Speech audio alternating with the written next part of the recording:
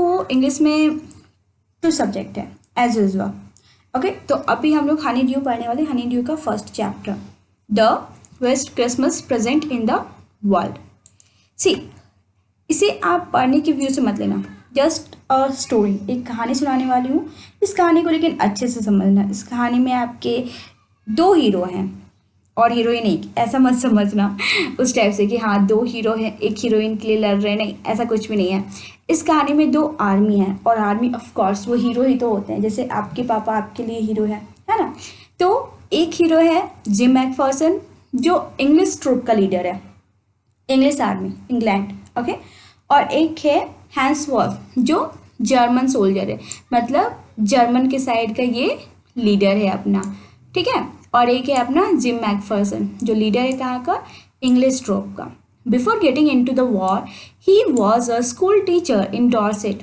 Okay, तो war में जाने से पहले, वॉर, ये वर्ल्ड वॉर 1 की कहानी है, तो वॉर में जाने से पहले वो कौन था, जिम मैकफर्सन एक टीचर था एक स्कूल में। कौन से स्कूल में, डॉर्सेट एक जगह है इंग्लैंड में, वहाँ के एक स्कूल में वो टीचर हुआ करता था।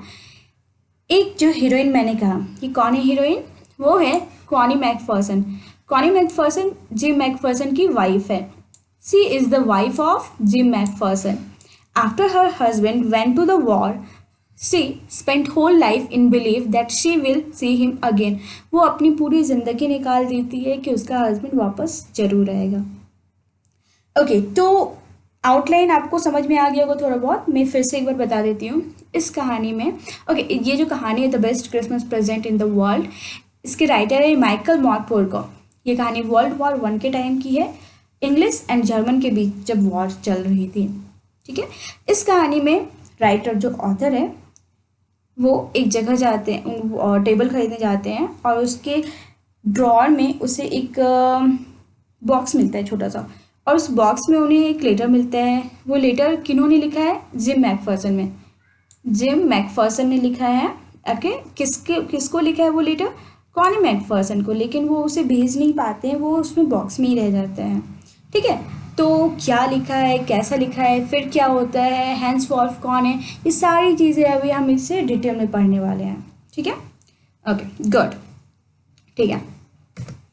Now these are some terms and meanings from the chapter जो आपको थोड़ा डिफिकल्ट होगा समझने में, सो आई थॉट मैं इधर आपको क्लियर कर दूँ, मेंशन कर दूँ, it will be easy to understand. Okay, ये अभी बहुत ज़्यादा इम्पॉर्टेंट नहीं है, मैं आपको जिस तरह बताती जाऊँगी आप बस वैसे इस वीडियो को अच्छे से समझना। कोई डाउट होता है तो फिर मुझसे पूछना, no problem. So I spotted it in a junk shop in ब्रिडपॉट।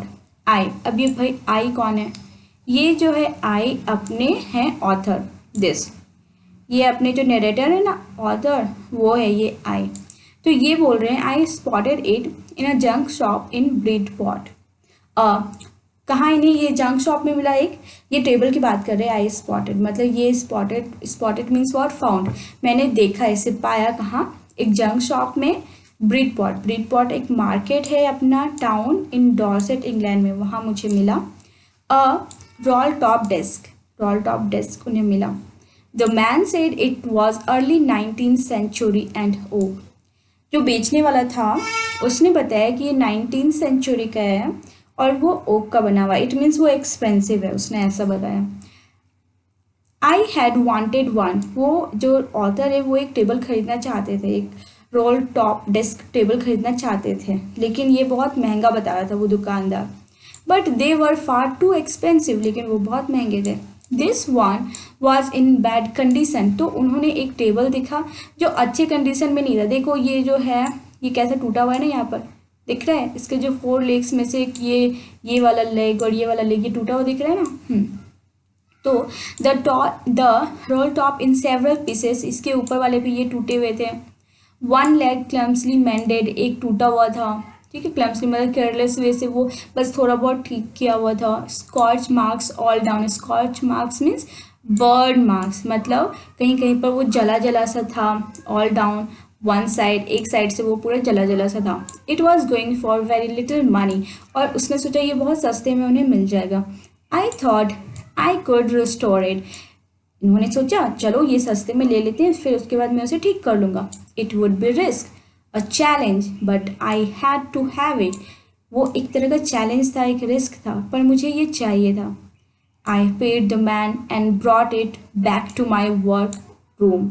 मैं उसे खरीदा, मतलब उस इंसान को पेमेंट कर दिया और उसे अपने घर ले आया, अपने वर्क रूम में, at the back of the garage, अपने गैराज के पीछे.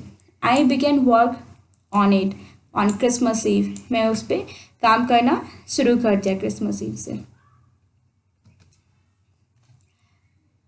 Look like water damage to me. ये ऐसा दिख रहा था जैसे वो वाटर से डैमेज हो गया है, वाटर और फायर दोनों से. Both fire and water had clearly taken their toll on this desk.